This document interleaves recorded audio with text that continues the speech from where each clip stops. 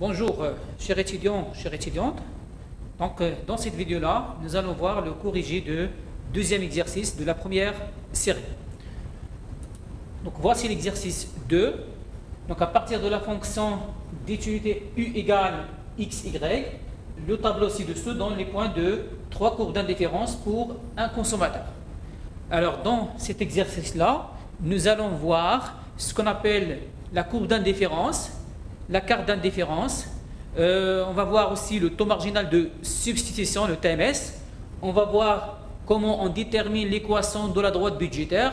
Et on va voir aussi comment on détermine l'équilibre du consommateur selon la méthode graphique et selon la méthode algébrique. Voilà. Donc, comme vous voyez, dans cet exercice-là, voilà les points qu'on va traiter. D'accord? Donc, on va voir qu'est-ce que ça veut dire la courbe d'indifférence, qu'est-ce que ça veut dire une carte d'indifférence, le taux marginal de substitution, l'équilibre ou bien l'équation de la droite budgétaire et l'équilibre du consommateur par la méthode graphique et par la méthode algébrique.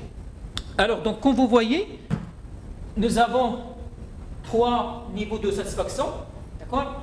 Et 1 égale 1600, et 2 égale 2500, et 3 égale 3600. Alors, ces valeurs-là représentent le niveau de satisfaction ou bien de l'utilité totale. Alors, comme vous voyez, il y a plusieurs combinaisons, d'accord? Il y a plusieurs couples de x et de y. Nous avons, par exemple, la quantité de x est égale à 20, la quantité de y est égale à 80. D'accord? Donc, cette combinaison-là nous donne un niveau de satisfaction égal à 1600. Si, par exemple, le consommateur il consomme une autre combinaison qui se compose de 40 quantités pour le bien y et de 40 quantités pour le bien x. Donc, cette combinaison-là lui donne aussi le même niveau de satisfaction. Donc, une courbe d'indifférence, tout simplement, c'est l'ensemble des combinaisons x, y qui donnent le même niveau de satisfaction. D'accord? Donc, c'est pareil pour la courbe d'indifférence I2. Donc, l'ensemble des combinaisons, d'accord, qui donnent toujours 2500. Alors, donc, la première question, tracer les trois courbes sur un même système d'axes. Quelle est la signification des courbes d'indifférence? Deuxième question, calculer le taux marginal de substitution XY, le TMS, de tous les points consécutifs de la courbe d'indifférence et 1. Comment évolue le TMS en valeur absolue? Explique. Question 3. Supposons que P de x est égal à 9, P de y égale à 16 et R égale 1440. Écrire l'équation du budget du consommateur, représenter graphiquement la droite du budget et préciser sa signification. Question 4. Déterminer graphiquement et algébriquement le point d'équilibre du consommateur. Question 5. Après avoir rappelé la signification du TMS, calculer le taux marginal de substitution au point d'équilibre trouvé. Alors, faites attention s'il vous plaît. Donc, on va essayer de représenter la courbe d'indifférence. D'accord? Donc, en général,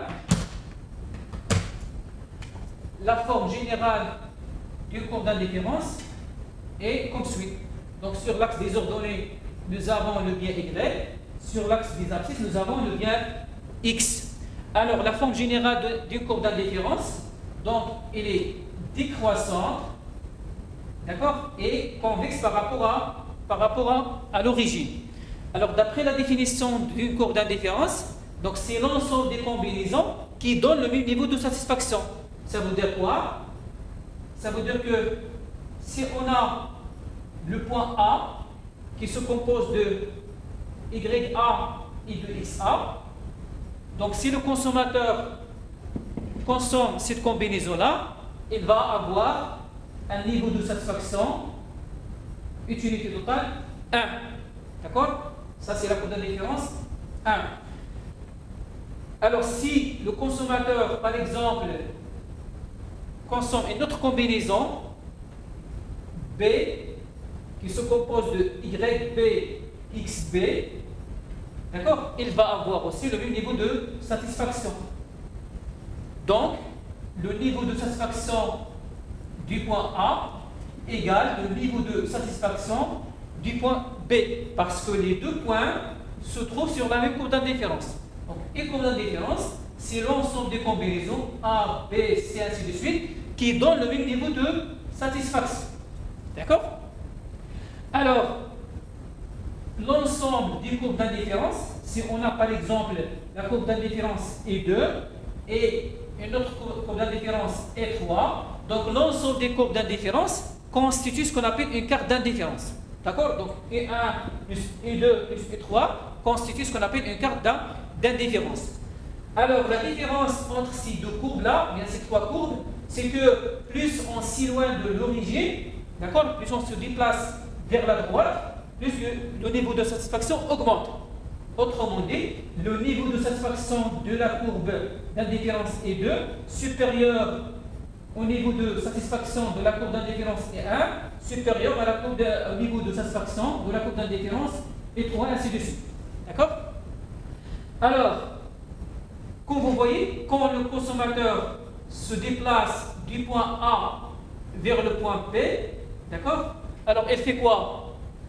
Elle diminue sa consommation du bien Y et elle augmente sa consommation du bien X. Nous avons la variation de X et ici nous avons la variation de Y. D'accord? Alors, ce passage du point A vers le point B est mesuré par ce qu'on appelle le taux marginal de substitution. D'accord? TMS, le taux d'échange du consommateur, il remplace une quantité de Y par une autre quantité de X. Donc, tout simplement, le TMS, c'est quoi? C'est la quantité de Y qu'un consommateur abandonne pour avoir une unité supplémentaire de X tout en gardant le même niveau de satisfaction. D'accord?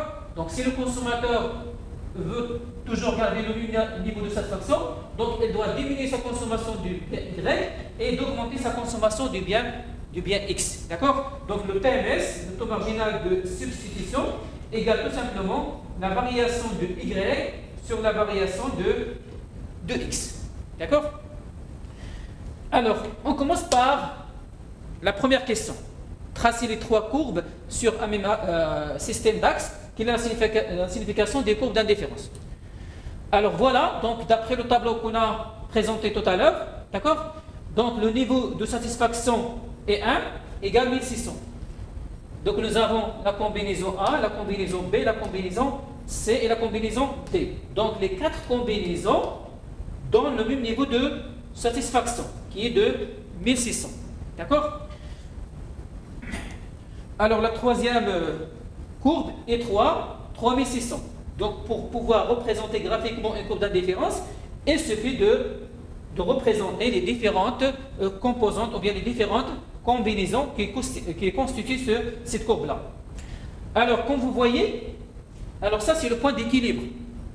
Alors le point d'équilibre graphiquement c'est quoi? C'est le point de tangence entre la courbe d'indifférence qui représente le niveau de satisfaction d'un consommateur et la droite budgétaire qui représente le budget du consommateur. D'accord? Donc le point de tangence entre le niveau de satisfaction et la droite budgétaire constitue ce qu'on appelle le point d'équilibre. Alors la carte d'indifférence, c'est l'ensemble des courbes d'indifférence. Alors ça, c'est la droite budgétaire. D'accord? On va voir comment on détermine l'équation d'une droite budgétaire. Alors la signification de la courbe d'indifférence. Donc la courbe d'indifférence est le lieu géométrique de toutes les combinaisons possibles des biens X et Y qui donnent un niveau identique d'utilité, ou bien qui donnent le même niveau de satisfaction. Alors l'ensemble des courbes d'indifférence constitue une carte d'indifférence. Alors maintenant, on passe à la deuxième question. Le calcul de TMS sur la courbe d'indifférence est 1. Alors la courbe d'indifférence est 1 se compose de la combinaison A, X égale à 20, Y égale à 80, de la combinaison B, 40, 40, et ainsi de suite. Donc le TMS, c'est quoi? D'après cette représentation graphique. Donc TMS, c'est le passage du point A vers le point B. Et du passage du point B vers le point C, ainsi de suite. D'accord? Donc TMS, tout simplement, c'est delta Y sur delta X. Donc on commence par le passage du point A vers le point B. Donc du point A au point B, le TMS égale quoi? Delta Y sur delta X. Delta Y, ça veut dire la variation de Y. Donc pour calculer la variation, on fait quoi? Tout simplement, c'est la valeur finale moins la valeur initiale. Donc le point d'arrivée, c'est le point B. Le point de départ, c'est le point A. Donc, delta Y égale 40 moins 80 et delta x égale 40 moins 20. Voilà, comme vous voyez ici, donc 40 moins 80 divisé par 40 moins 20. Donc ça donne moins 2. Alors le passage du point B vers le point C, c'est la même chose. Donc delta y sur delta x, donc c'est 32 moins 40 divisé par 50 moins 40. Ça fait moins 0,8. Et le dernier cas, c'est le passage du point C vers le point D. Donc delta y c'est 20 moins 32 divisé par la variation de x, c'est 80 moins 50. Donc ça fait moins 0,4. Alors le TMS en valeur absolue. Donc comme vous voyez, le TMS initial égale 2 en valeur absolue, le TMS 2 en valeur absolue égale 0,8 et le TMS 3 en valeur absolue égale 0,4. Donc comme vous voyez, le TMS est décroissant en valeur absolue. Cela signifie quoi? Donc cela signifie que à force de substituer le bien x au bien y, le premier devient de plus en plus abondant, alors que le second devient de plus en plus rare. D'accord? Donc quand le consommateur se déplace sur la ligne courbe d'indifférence, quand il passe du point A vers le point B, d'accord? Donc le bien y devient de plus en plus rare et le bien x devient de plus en plus abondant. D'accord? Donc le consommateur est substitué une quantité de y par une autre quantité supplémentaire du bien x. Alors l'équation de la droite budgétaire. Donc en général, voilà la forme de l'équation de la droite budget. Y égale moins P de x sur P de y x plus R sur P de y. D'accord? Donc moins P de x sur P de y, c'est la pente de la droite budgétaire.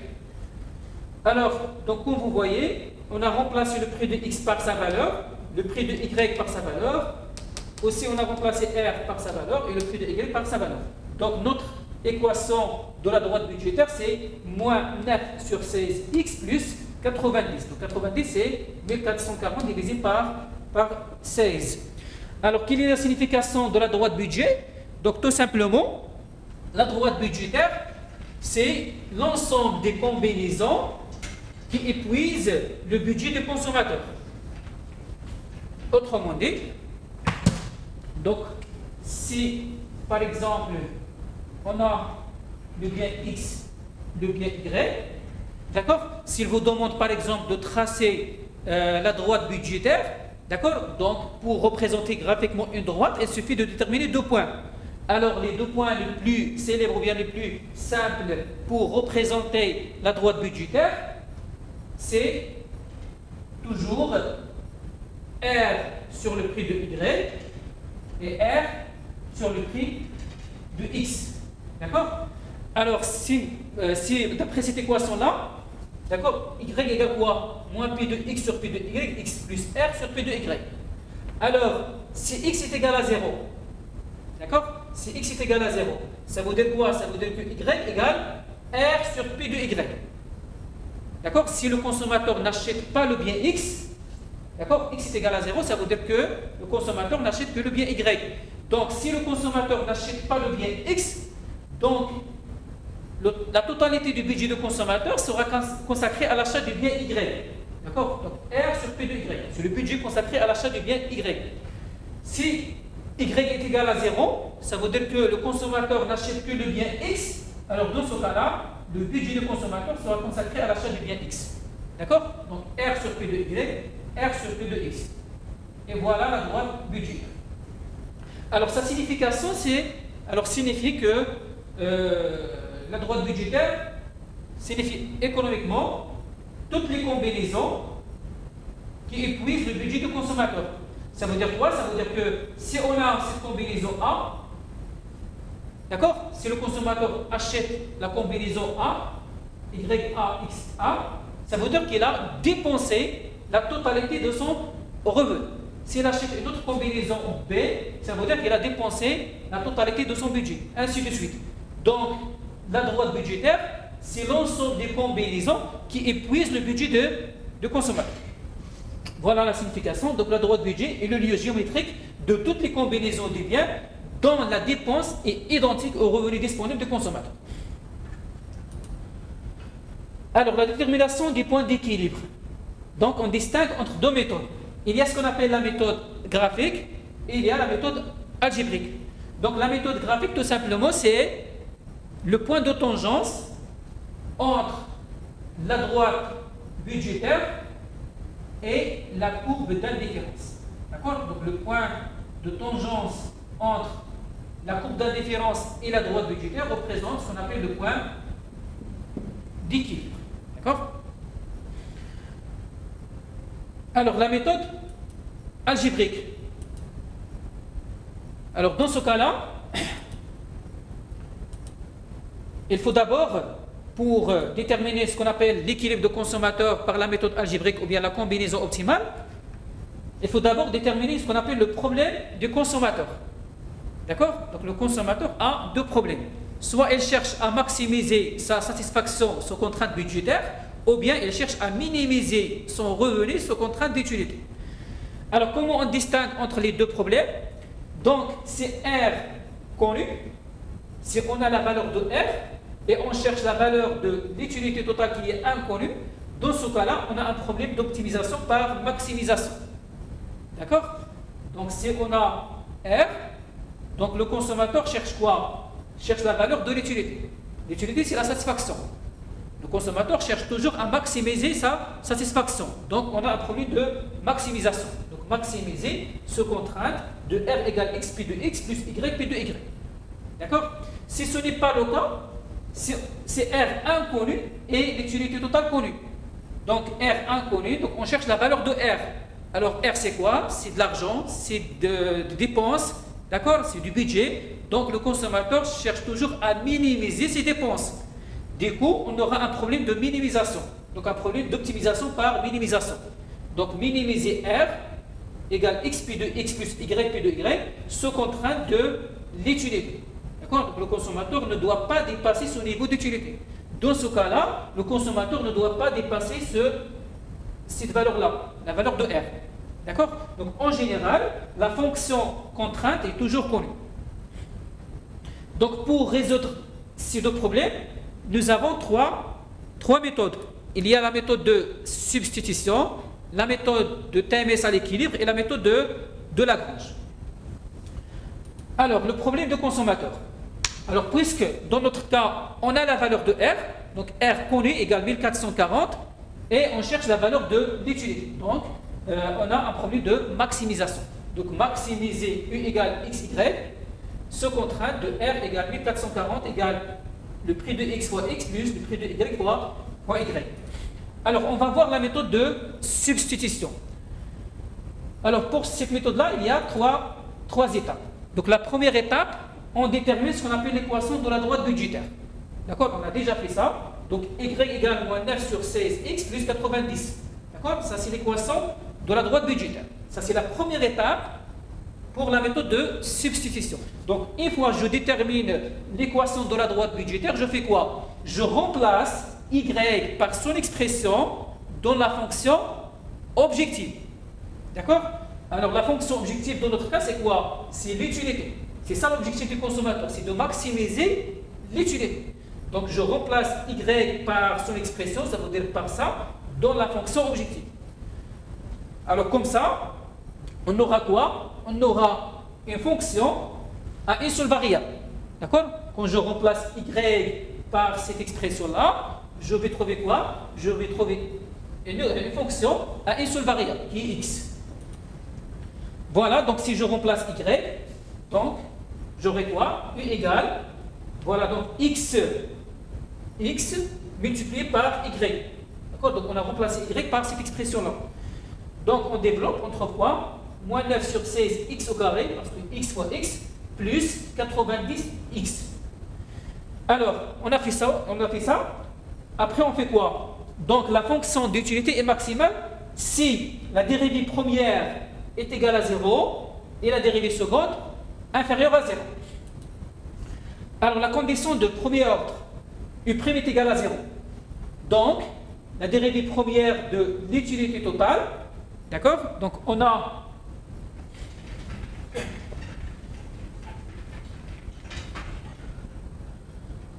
quoi? On a, pardon, Donc on a U égale moins 9 sur 16x plus 90x. X au carré, n'est-ce pas? Donc on a U égale moins 9 sur 16x au carré plus 90x. Alors U' est égal à 0. U' est égal à 0. Cela implique quoi? Donc la dérivée de cette fonction-là, donc c'est la dérivée de x au carré, c'est 2x. Donc moins 9 fois 2, ça veut dire moins 18, divisé par 16x, plus la dérivée de 80x, c'est 90. Donc il est égal à 0. Donc la dérivée de 90x est égale à 90. Pardon. Alors dans ce cas-là, on cherche la valeur de x. Donc, j'ai le moins ici, si je le passe à l'autre côté, devient plus. Donc 90 est égal à 18 sur 16 x. Ça veut dire quoi? Ça veut dire que x égale 16 fois, oui, cela signifie quoi? Pour ne pas brûler les étapes, donc 18x égale 90 multiplié par 16. Ça va donner 1440, je pense. Donc ça va donner 1440. Donc, x égale quoi? Égale 1440 divisé par 18. Voilà. Donc x égale 1440 divisé par 18, ça fait 80. Alors si x égale 80, pour calculer la valeur de y, il suffit de remplacer x par sa valeur dans l'équation de la droite budgétaire. Donc y égale moins 9 sur 16, on a remplacé x par 80 plus 90. Donc ça fait 45. Donc ça, c'est l'équilibre du consommateur ou bien la combinaison optimale.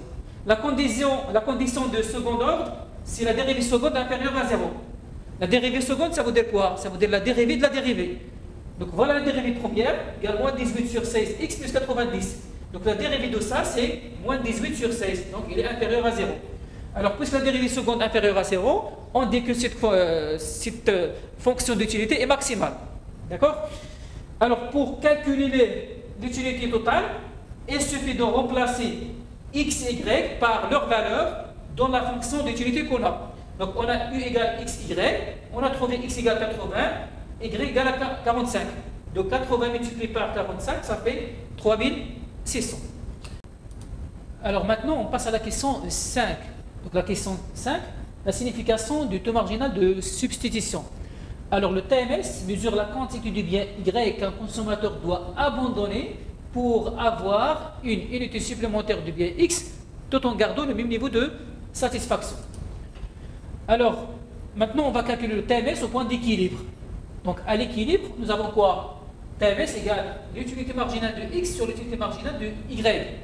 D'accord? Donc l'utilité marginale de x sur l'utilité marginale de y avec